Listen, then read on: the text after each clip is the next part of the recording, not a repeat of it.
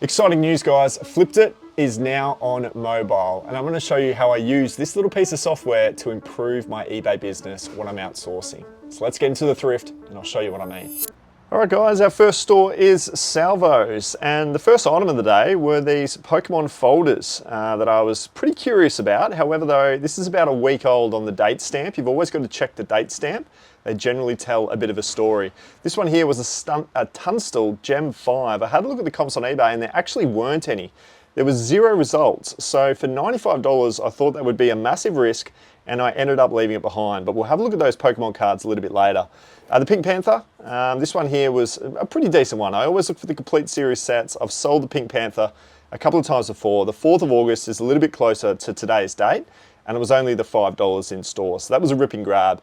I had a bit of a look around further for some more DVDs. I asked the guy at the shop if he could show me the Pokemon cards. It turned out just to be some empty folders, so I ended up leaving the cards. This one here was $9. I thought the London Olympics might have been okay. Turns out it wasn't the case. Okay, guys, so that was, look, it's kind of expected, right? Thrift stores these days, super hard to source stock, so just the one item, but a good one. I've sold this one a few times before. The Pink Panther film collection, I'm pretty stoked with it, $30. Nice to see a $5 price tag. And like I said in that little voiceover there, pay attention to the date, right? Those Pokemon cards did give away when I saw the date was over a week long. But the 4th of August on this one, it had only just hit the shelf. So that let me know there was going to be some good money in it. I'll go ahead and I'll add this in because I think this is a really powerful tool for you guys to be utilizing. On the fly, we've done some research, we've gone to our death pile, we just want to hit add an item.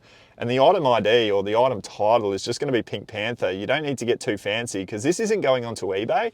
This is more a bit of a running checklist about what you're buying and how much you think you can sell it for on the fly, so you're not forgetting your numbers. So cost of goods on this one, we paid the $5. Our expected listing price based on the research we were doing in store, we think it'll sell for about $30. There's only one of them. The location was a thrift store. Now, look, you can get very specific with this because these source locations will remain on the Flippedit profile. So you could actually say, you know, bundle Vinnie's. You know, that's my suburb and that's my thrift store. And then you can work out, you know, which thrift stores are actually producing the best results for you. You know, or is the location of garage sale or flea market the area that you're getting better stock? So don't look at that location tab as just a piece of data you've got to add in there. Have a look at it because you can be really strict about it and you could say rather than thrift store, I might actually do it. I'm going to go ahead and just say bundle Salvos. Categories, I'm just going to go ahead and say DVD. The SKU, well, I'll leave the SKU because I don't know exactly which tub I'm going to put it in just yet. And the date purchased is going to be August 6 today. So I'll go ahead and I'll add this item into my death pile. But what you'll see here, we have one item, cost of good was $5, estimated listing price is $30, and our average cost of good is $5. So as we keep sourcing into the next thrift store, we're going to be constantly adding to this little ratio tab that we can see here. And then we're going to go in and below that, we're going to see a running list of all of our different items and all of the different price points that we're going to be able to list it up for, which I think is a really handy tool. So this is a nice thing to have on the fly. I've got my look here on my active listings tab as well, so I can click on active and have a look at those. I can have a look at my sold data as well. So there's a lot of information here in the Flippedit mobile app, and it's nice to have that now up and running. But let's get into the next thrift store and add to these death pile items. We've got another DVD, which was great to see because these DVDs only cost $2. We've got the Pavarotti and Friends collection. Now, to be honest, I didn't think this was going to be worth too much money, but I was very shocked when I saw the comps. I'll let you know what it was in a second. This was the other one as well. We've got the Independence Day 4 collection here of an action figure. It's even got their old compact disc. What was that disc that we used to put into the computer back in the day? That was crazy to see. This is a 1996 boxed action figure, Independence Day alien. This is something that I was curious about for $20. I've ended up going ahead and I've bought it. I've bought it for $20 and I'll explain why in just a second. This one came along with it. This was the Supreme Commander. Does come from the exact same set, but this action figure is slightly larger in size. It was a $30 price tag, so you need this to be selling for upwards of $100 for it to be worth your while, I have gone ahead and bought it. So there's a bit of awareness as to what I think I'm going to be able to get for it. I'll tell you in a second.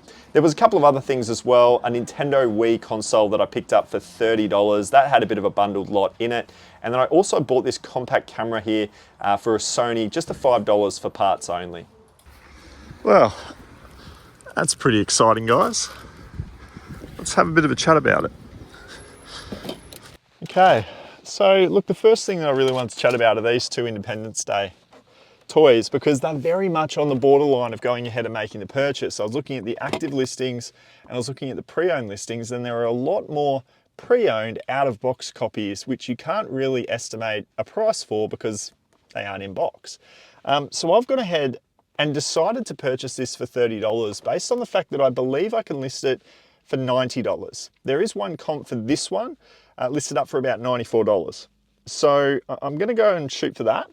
I'm going to go ahead and put it into Flippedit right now at 90 bucks. I've also got this one as well, the Shock Trooper. That one there was a $20 price point. I think that we should be able to get about $60 for it because it's new in box. So many going for $20 to $30. What I'm doing with these two scenarios is I'm trying to triple my money on every investment. So I'm saying to myself, when I'm looking at that toy, can I get $60 for it? Because I have to pay $20. That's what they're asking in store. The $30 item, I'm saying to myself, can I get at least $90 for it? And then I'm looking through the comps to try and find $90 or better. And that's the determinant for me to go ahead and make the purchase, because I'm going to double my money in true profit when it's all said and done. There we go. So even just adding that one item there, you can see now we've got two items. We've spent $35, $120 worth of expected listings. So that's a fantastic ratio. 30 into 120 is brilliant. And then my average cost of goods is $17.50. So I'm going to go ahead and add all of those in for the rest of them, and I'll show you what it looks like after I do that. But yeah, look, that's some really good turnaround there in those two action figures. I've gone ahead and I've grabbed this DVD set because it was telling me about $35 to $40, and when you're only paying $2, there's going to be a significant amount of profit in that one. I had a look at the sell-through rate for that one as well, and there was two active listings. One was about $29.95, which is where I'm going to probably have to match their price point and go with the $29.95 myself. I can do that because I'm only spending $2 for it. But then there was another one that was listed for, I think, $69.95. So they've completely priced themselves out of the situation. And that's what I tell people. You know, you can list up an item and shoot for the stars and try and get the best price possible. But that $69.95 is in competition with the $29.95. And what's going to go ahead and sell first? Worse yet, I'm going to come into the equation and list mine up for $29.95, and then this other seller at $69.95 has to wait for our two listings to go on to sell because we're going to sell first. It's not a race to the bottom, but you do want to be strategic about your price point selection. So that's what I'll do for that. I'll do a $29.95. I'll put it into an $8.95 small pattern mailer, and that will generate some really good profit.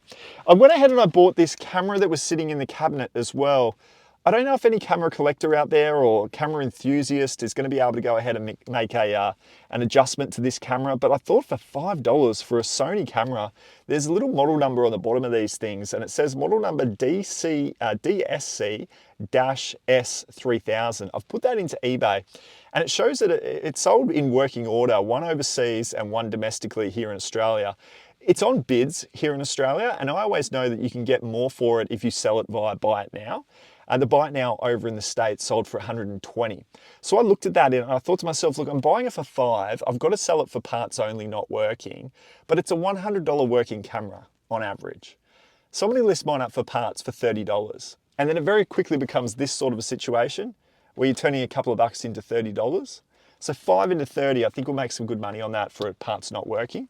Don't neglect the parts not working space on eBay. It's a really great way to make money, and it's also a risk-free way to make money as well. The last thing that I bought that I want to have a chat about is I bought this really nice, very clean Nintendo Wii console with a couple of games. Not that the games are too impressive. We've just got a Wii Sports and we've got a Wii Fit Plus. But that came to $30. And I thought for a console, that was a really good price point. But the thing that I was most curious about that I couldn't quite see is, I might actually have to rip the bag here because, oh no, I won't rip the bag. I'll pull the games out. I wanted to have a look at the controller, because if it's a Motion Plus controller, that controller sells for $50, $60 on its own. and it's not. It's unfortunately just a standard controller. I'm still going to be able to sell it completely fine and make profit on this. I should be able to go upwards of $90, which is what I want to be doing, 30 into 90. So yeah, a nice little Nintendo Wii console, couple of games. Might add a couple of games that I've got at home as well to this listing to pump it up a little bit more. But you can't really go wrong with a nice clean Nintendo Wii console for 30 bucks, right? So some really good buys there, guys. I spent $87 plus the Pink Panther. I've spent $92. This is what Flippedit's death pile is looking like. We're gonna go to one more store though before we end this thrift store run. I've been so happy though with the feedback from the people that are using Flippedit currently. It's been really well received. There's been a lot of usage each and every day. Everybody's in there assessing their numbers, adding to their numbers, syncing their eBay store, which is the best part about it. We've now got the Pro plan where you can access your eBay store data at a click of a button into Flippedit and then really get analytical about how much profit you're making per each and every item. So what we've noticed out of the usage is that people are wanting to use it more on the mobile phone. And that's why we've got this new mobile phone version of Flippedit that people are now starting to use a whole lot more. If you're interested and you're not yet using Flippedit, we've got a 10% off discount happening for anybody that watches this YouTube channel. I'm really trying to grow this YouTube channel and I want to reward the people that are here watching. So if you are interested in grabbing Flippedit, getting to know your eBay business finances a little bit better than you currently are, I think Flippedit's going to be the tool for you to be able to do that. And I'll give you a 10% off lifetime price point. So this is for life. It's not a first month or a first year. You get 10% off for life. You could do the manual data entry version only, or you could do the version where you're actually getting your store synced up. And that's what we're finding is the most popular version. Everybody just wants to save time, right? You obviously want the data to be accurate and Flippedit obviously provides you that, but you also don't want to spend too much time getting it accurate. And that's exactly where the Pro version comes in. So definitely give it a go. You've got a 7-day free trial, so you've got absolutely nothing to lose. And this new mobile version for me on the fly has been really, really handy. I'm enjoying it a lot. Final store of the day, we have an RSPCA, which generally produces some pretty good results. And I've had a look at the CD category because I'm trying to pay a bit more attention to it. And I found old Brucey Springsteen here with the Nebraska album. So let's see how much it's worth. Right, so it was just the Bruce Springsteen CD that we picked up there, very, very short run. Only paid $1 for this, but it does go on to sell for about 20 bucks. So that was really good to see, guys. The overall numbers, I've put them into Flippedit. On the run here, we've spent $93 so far today, and we've got $350 worth of expected listings. So it's really nice to see on the fly exactly how much money you're at. If you're doing a $100 per day listing strategy, you know that you don't need to do any more sourcing today because you've got 3.5 days worth of listings right there. So being on top of your numbers on the fly while you're out sourcing can also restrict you from needing to go out and do another store. I'm pretty comfortable with $350 today. I don't think we need to go and keep sourcing. So I'm going to do it there. Leave it at that. $13 average purchase price, 350 bucks worth of listed value for eBay. We've done the comps, so we know that's a true accurate number. And I've only spent the $93, so it fits my numbers. 100 into 300. We've done better than that. 93 into 350. So a successful, well, hour out in the thrift store today. When I go back home, one of the things I always do is I go ahead and add in my receipts. So obviously I bought a number of thrift store items today, so I've got a number of different receipts. I'll put the screen share on because we use Flippedit to get away from paper. I actually throw these paper receipts in the bin once I'm done because I've got them all stored on Flippedit, and it's nothing but taking a photo. So we're here on the dashboard, the main homepage of Flippedit. I'll move over here so you can see it. If I go to the settings tab in the bottom right hand corner of the screen here, I get a couple of different options: MISC expenses, profile settings, support, log out. I'm going to go into receipts and I want to simply go ahead and add myself a receipt. You get this add receipt page that pops up. We can go ahead in here and we can just simply select photo library.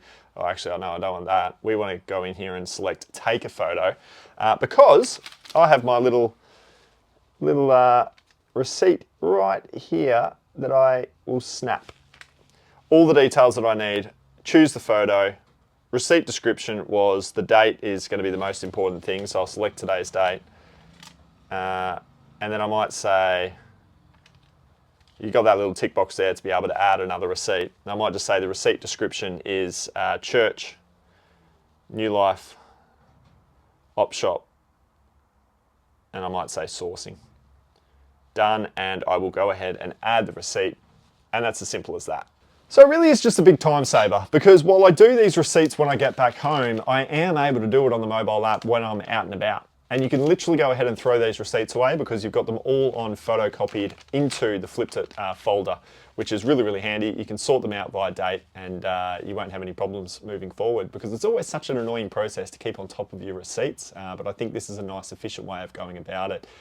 So make sure you're using the death pile, fill that death pile up with all of your unlisted inventory. You also then get a really big awareness around how much money you're actually sunk into money, product.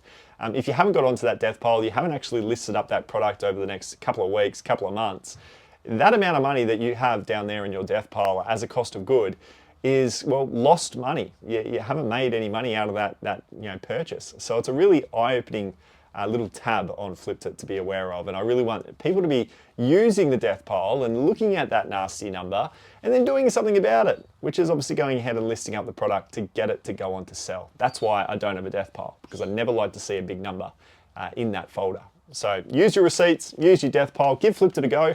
Let me know what you think. We're always looking for feedback, and I'll leave you with this video right here, guys, which is some more financial analysis to improve your eBay business, because that's what we're all about on this channel. And so go ahead and subscribe if you haven't done so already. We'll see you over there though.